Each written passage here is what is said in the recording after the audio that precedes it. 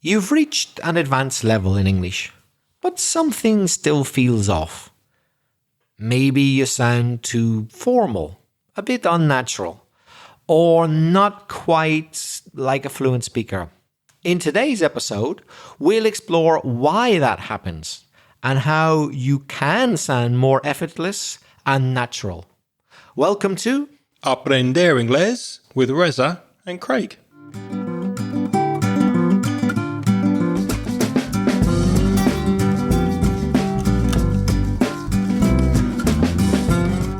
Hi, I'm Reza. And my name's Craig. And with about 60 years of teaching between us, we'll help you improve your English and take it to the next level. How are you doing, Craig? I'm very well, thank you. Things are fine. Hopefully the weather will be picking up soon, and I'm looking forward to getting out a bit and getting some sunshine. How are you? Yes, I'm feeling pretty good, but like you, I wouldn't mind getting out to stretch my legs a bit. That would be nice. I'll stretch them for you. Put them over the desk here and I'll stretch your legs. Well, I'm using an informal expression to mean to go out for a walk around a bit. So this week we have a voice message from a friend of the show, Marta from Poland, who has given us yet another wonderful idea for a podcast episode. So here's Marta. Yeah, Marta, I hope you're not going to charge us for all your services. You're writing half our show notes.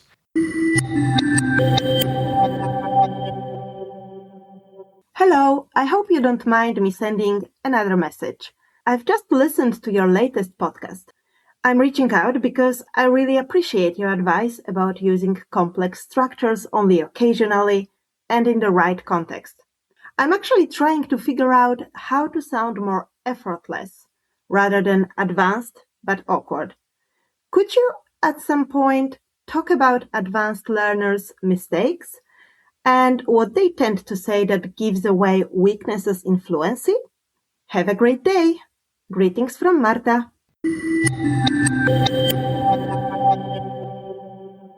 I absolutely love this question because, as you know, or you may know if you're a long-time listener of the podcast, I teach conversation classes, and it is an area that we work on a lot because I do have some students who have a very high, very advanced level of English, but they need to sound a little bit more natural. Do you have that experience with some of your students, Reza? Definitely. This very afternoon, after I finish podcasting here, I'm going to have a C2 class with a group of 7 people. Some of them sound really good, but none of them sound exactly like a native speaker because they're just not quite natural. Yep. So I know exactly what Marta's talking about.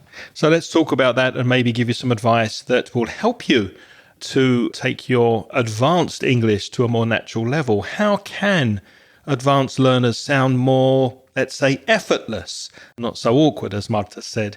So, Reza, in what ways do advanced learners give away their weaknesses in fluency? How can we tell that a learner is not getting close to native speaker level?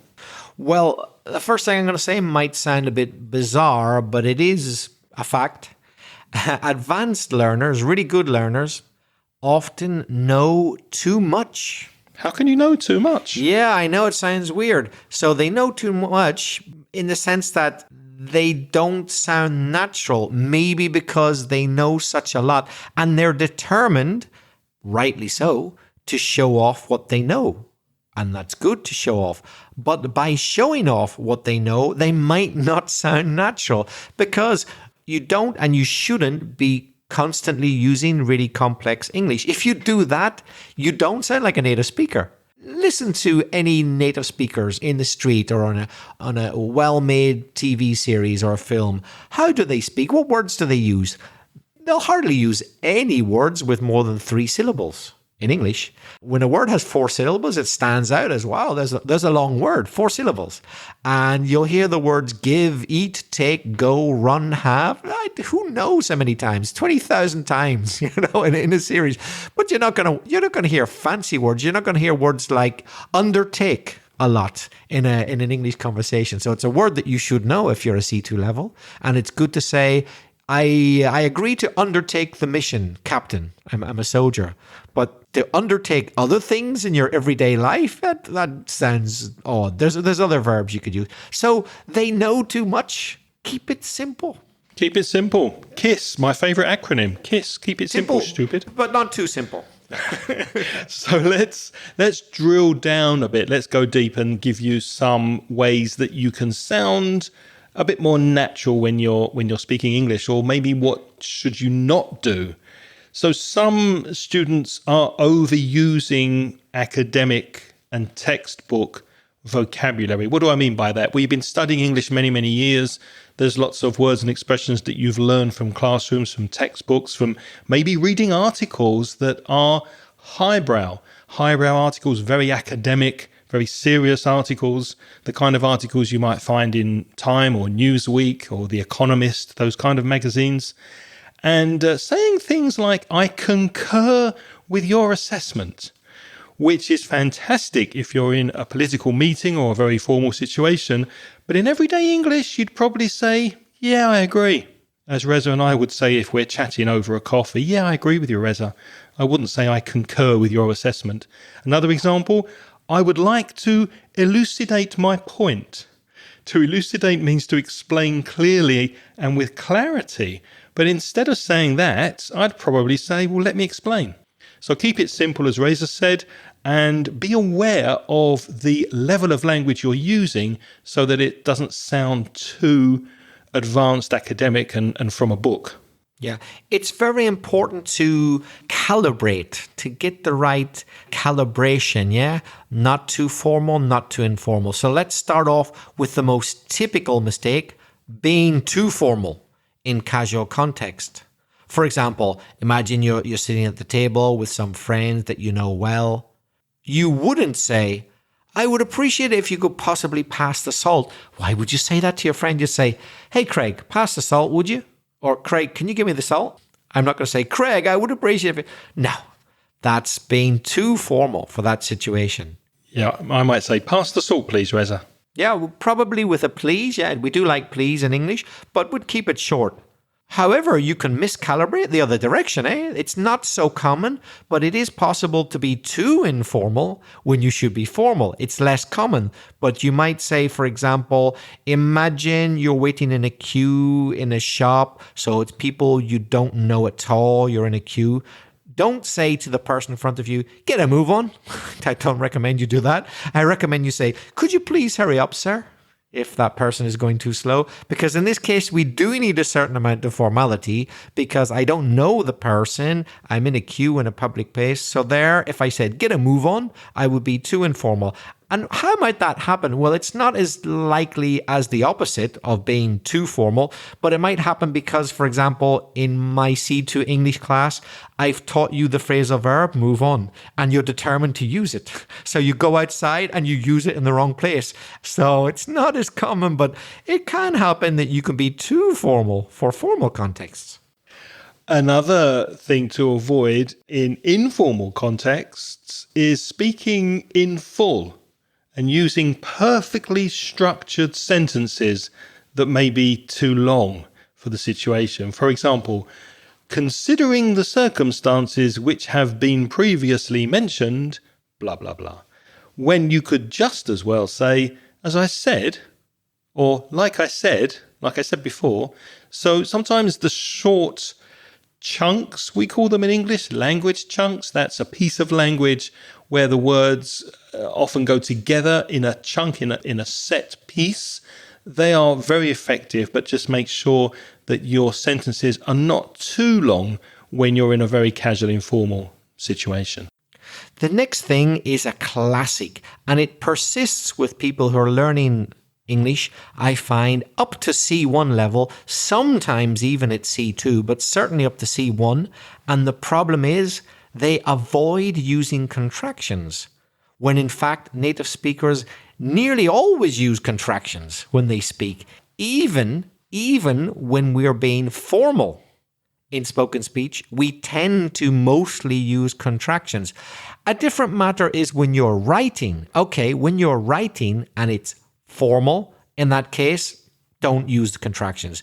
But when you're writing and it's informal, use contractions. And when you're speaking, Definitely use contractions when it's informal, and also when you're speaking, use contractions when it's formal, mostly as well. We really don't use the long form that much when we speak. We nearly always use contractions. So don't say things like, I do not know, unless you want to be dramatic. Yeah, normally you would just say, I don't know. Or I don't know. I don't know. Yeah, I don't know. Or even don't know, not bothering to say the subject. Don't say things like, if I had known you were coming, I would have baked a cake. You sound like a foreigner completely if you do that. You're going to say, if I'd known you were coming, I'd have baked a cake. You're definitely going to use the apostrophe D instead of had and instead of would. There's one caveat I would add, one extra thing I'd mention to that, is that sometimes if you want to emphasize particular words, if you're annoyed, for example, and it's very important to stress particular words, that is a situation when, in an informal situation, you might stress every word and not use a contraction. Imagine your kid always leaves his or her clothes on the floor. You might go into the room very angry and say, do not leave your clothes on the floor again, stressing each individual word. But as Reza said, generally speaking, we're contracting all the time. I am going to kill you would become I'm going to kill you, wouldn't it? Very weak forms, a lot of weak forms and contractions. Yeah, if somebody says, I am going to kill you in the long form, it sounds much worse. Yes, yeah. I am going to kill you. That's the sort of thing that I imagine a genuine psychopath serial killer says just before they kill you. Whereas your mum, who's in a bad mood because you didn't tidy your room, says, I'm going to kill you. It's not too serious. But if you hear, I am going to kill you, that's a crazy person who really might kill you. Another thing to avoid, apart from not avoiding contractions, another thing to avoid is not using phrasal verbs. So make sure you're using phrasal verbs if you want to sound more informal and colloquial. An example, you probably wouldn't say to a friend, let's postpone that drink until tomorrow. You'd use a phrasal verb. And if you know the phrasal verb for postpone, it's to put off. So I would probably say to Reza, hey, Reza, let's put that drink off till tomorrow. Let's put that drink off because I'm busy today. Let's put it off. So make sure you're using phrasal verbs frequently. Learn them, use them in informal speech. Another example, I'll try to find the information in a dictionary. Well, what's the phrasal verb for finding information? Especially in a dictionary or online, well, you look it up. So I'll look it up. I'll look it up online. I'll look it up in a dictionary. Yeah, for me, that's a good indication that somebody's got a really good level. If they use phrasal verbs correctly in the appropriate informal situation, I think, good, this person really knows their vocabulary. They know their onion. No, they know their onions, or know yeah. know their apples. To know your onions, you really know what you're doing. Knowing your onions, isn't it? Yeah, that's an idiom, which means you really know what you're talking about. So I'm always saying that to my C2 students. But I also say, don't overdo it. Don't be absolutely obsessed that you have to use a phrasal verb in every sentence. No, but if you can throw in the odd one in the right situation that you're sure of, but it's better to avoid it if you're going to get it wrong. If you don't know the right phrasal verb, we'll do it another way. But if you do know the right phrasal verb, if you know that put off means postpone, then use it. If you know it, use it. And I don't know if anyone noticed, if you did, you have a very advanced level, that instead of saying include the odd one, Reza said throw in the odd one. So that's a perfect example of using a phrasal verb instead of a full verb. To throw something in, throw it in.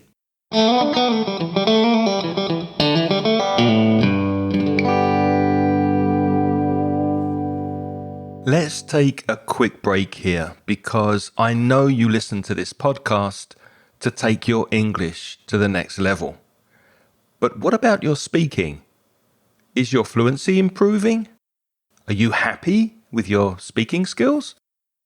My conversation course focuses on making you a more confident and more fluent English speaker. You'll join me and a small group of motivated students, and we'll meet on Zoom and have topical discussions, role plays, debates, and presentations that will expand your vocabulary and help you express yourself effectively in English.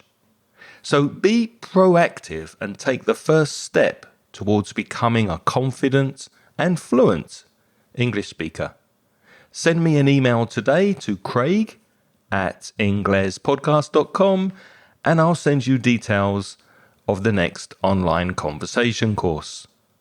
Thanks for listening. Now let's get back to the podcast.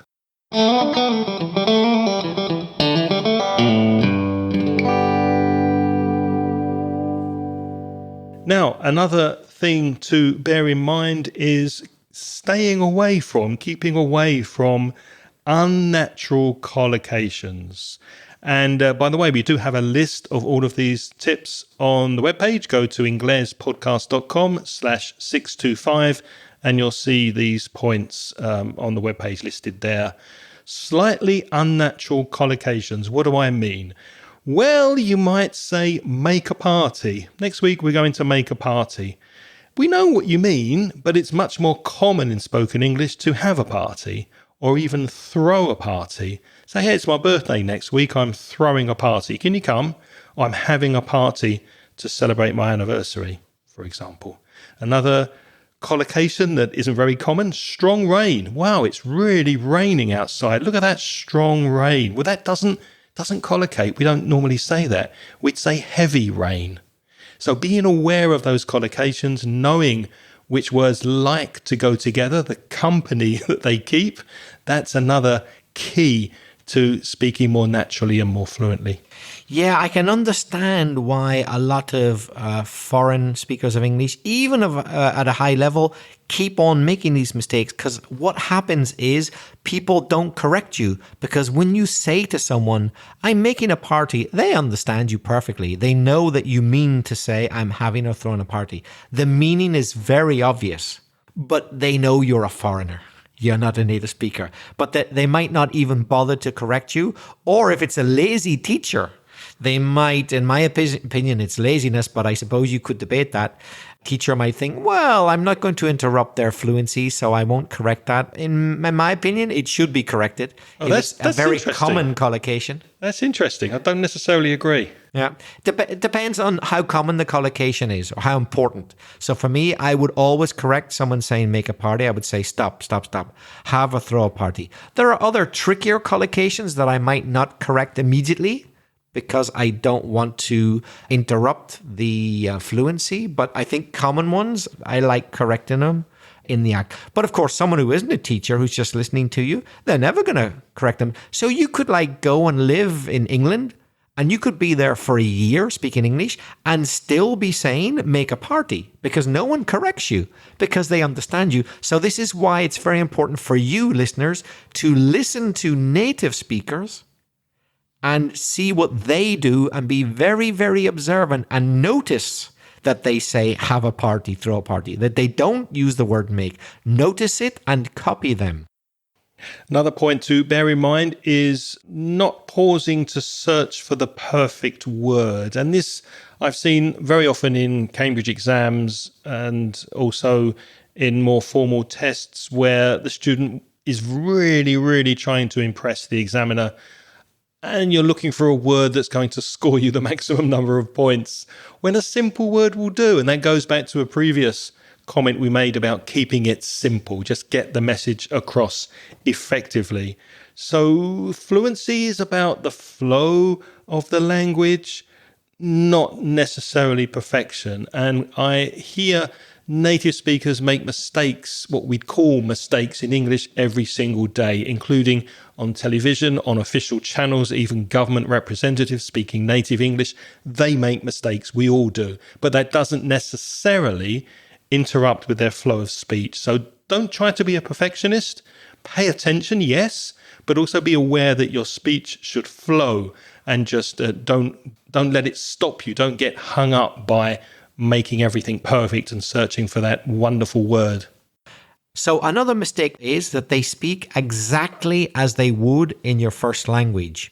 Okay, well, we're not asking you to completely and totally alter your whole voice. No, but you need to change a bit because different cultures require a different way of speaking. For example, the tone may need to be different. I mean, I'll give you an example, and I'm going to reveal my ignorance here.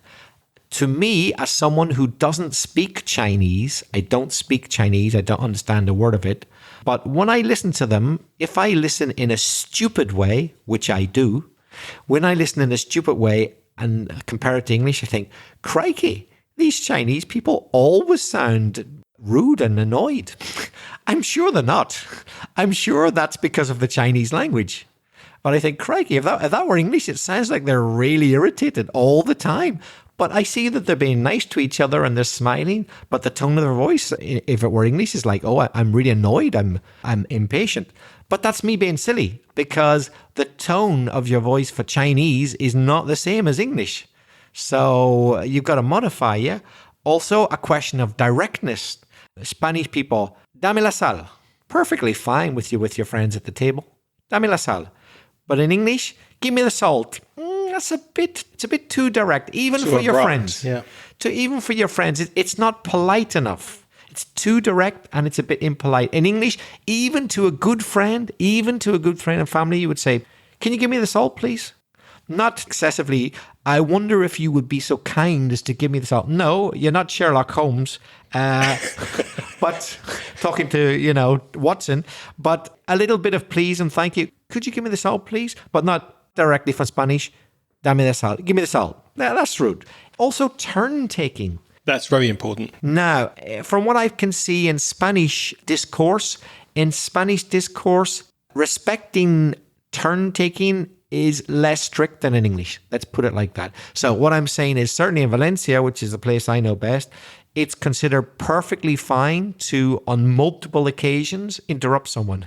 Or speak at the same time, to speak over them as they're speaking. You wouldn't necessarily, you might in a very, very informal situation where you know the person well in English, but usually you would politely interrupt, or you would, with body language, maybe put your hand up to say that you want to say something. So the turn taking is a bit stricter in English than it is in some languages. Yeah, or simply just wait a bit. Sometimes it's just not a good idea to interrupt, and you will just have to wait, even though you're dying to say something in English. And something I've noticed very often on things like YouTube clips these days, when it's an international panel, particularly when it's an international panel, you'll get Americans and British, Canadian and Australian people speaking to people from other cultures, but they're speaking in English. And quite often you'll see them getting around and say, would you please stop interrupting me? Or could I please finish? Or are you going to speak over me? And the other person seems surprised, like the Arabic person or the Colombian thinks, well, I'm just participating in the conversation. I'm just trying to disagree. But for the American, it's like, well, you're interrupting me. And they get irate. It's like, if you'd let me finish, please. Or as I was saying before I was interrupted. And they'll kind of point it out as a bad thing. And the person who interrupted them didn't think it was a bad thing. So you got to take all of that into account. Turn taking. Absolutely. Now, how can you sound more effortless and natural when you're speaking English? Well, the first thing to say is to embrace everyday English. What does that mean? Well, put your arms around it. That's the meaning of embrace.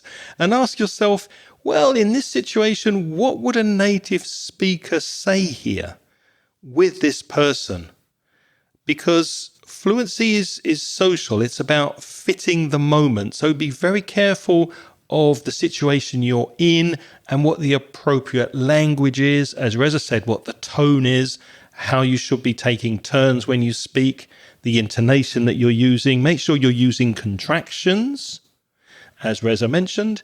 And also, now be careful here. I'm going to say filler words.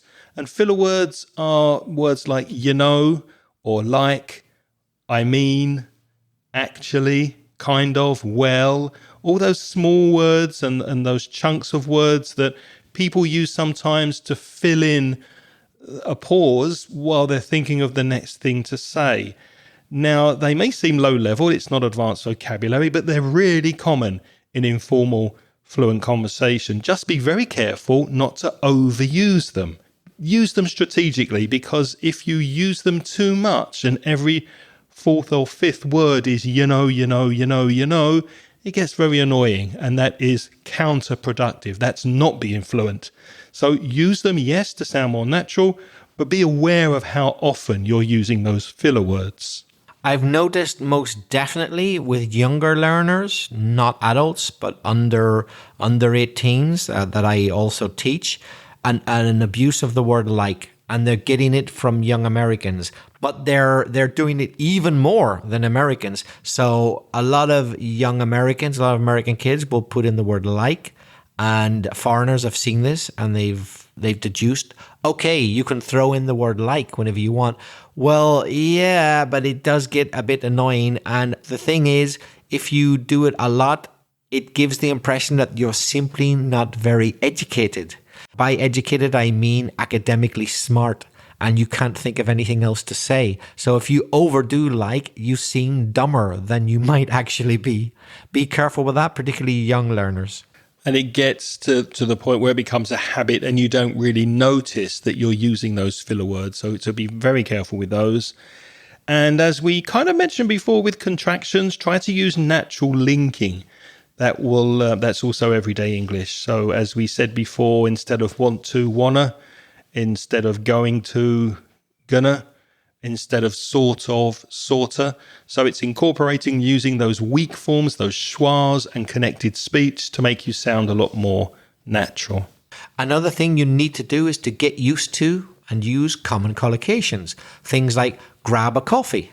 You don't always have to say drink a coffee. Yeah, you can grab a coffee. I'm running late. In other words, I'm delayed. I'm feeling off. I don't feel quite right. Get used to these common collocations and use them. And as I mentioned at the beginning of the episode, many advanced students have used advanced magazines, formal magazines, textbooks, English courses, and you go up the levels and you learn this advanced vocabulary. Be aware that you need to listen to a lot of spoken English to know how native speakers speak, not necessarily written English. They're two different things. So use podcasts, listen to podcasts, interviews on YouTube, casual conversations, use those as a reference. Don't only use articles and books when you're studying English. So make sure you're listening attentively, noticing how people are speaking and copying out loud, which is shadowing, so repeating the way native speakers speak, and that will make your English sound more natural.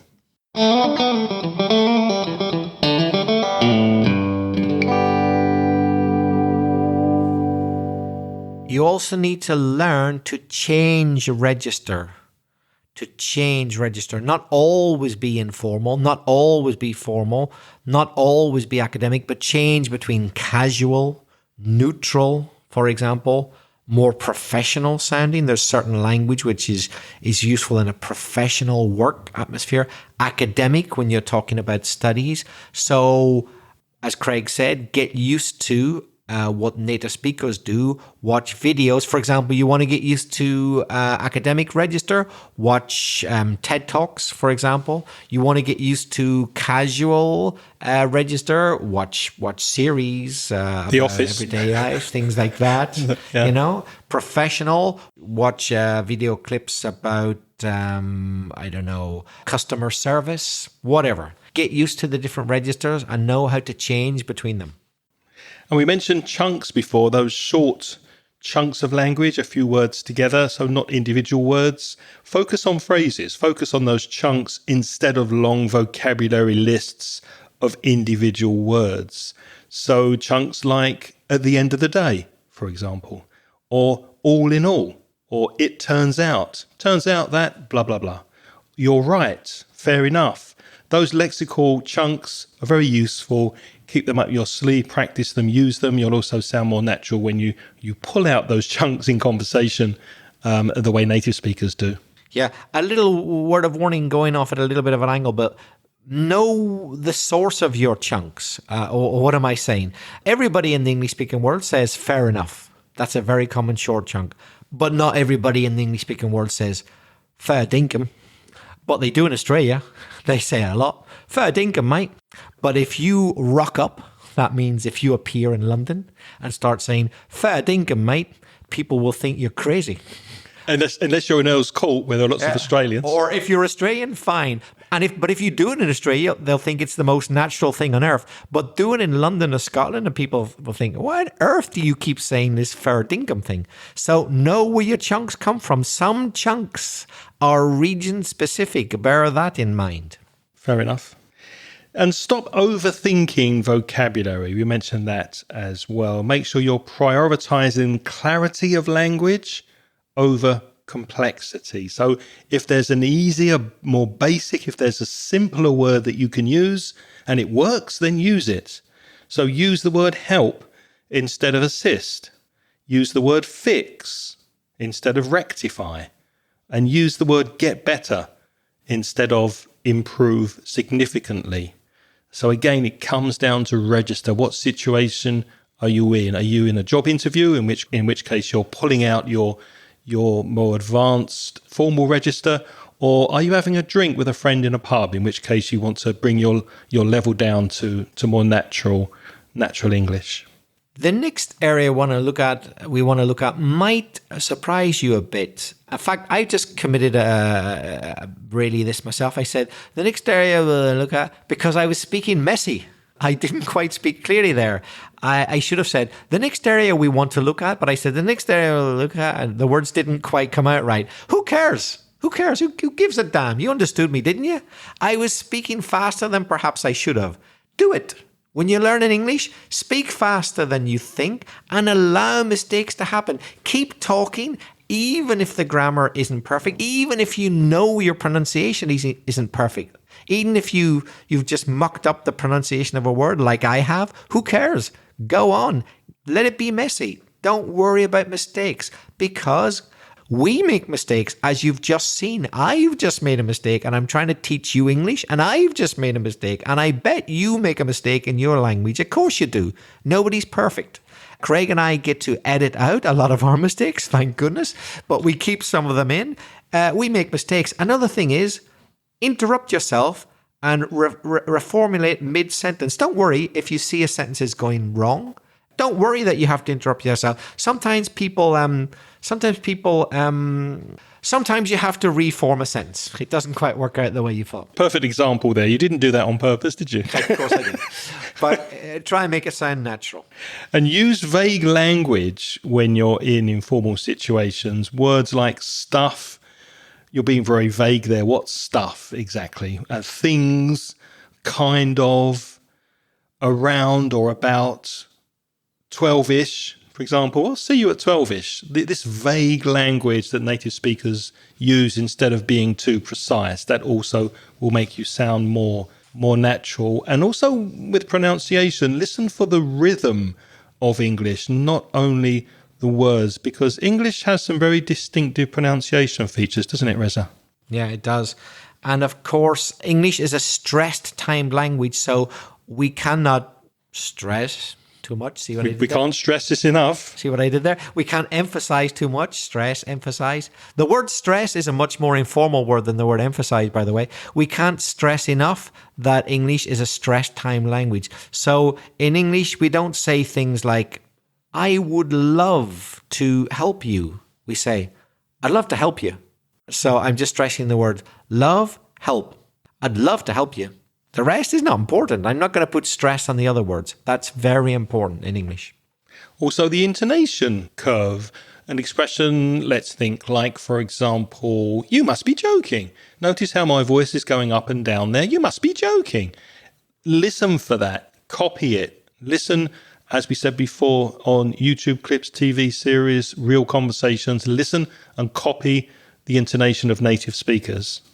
I spoke just before, Craig, a minute ago, about stress patterns in a sentence. Also, stress is important in individual words. In English, it's very important to reduce the stress of syllables which aren't stressed. For example, computer. If you pronounce it computer, suddenly, believe it or not, I know it's hard for you to believe as a foreigner, but suddenly we don't understand you. It was much clearer to us when you said computer. But if you're going to say computer, now I'm not quite sure what you said. It's like, what's this r at the end? And I am using a computer. A what? If you just said, I'm using a computer, I would have understood you much better. If you're going to start stressing every single syllable, honestly, we don't understand you. I know it's hard for a Spanish speaker, particularly to appreciate that, but it's honestly true. The syllables which are weak mustn't be stressed in English.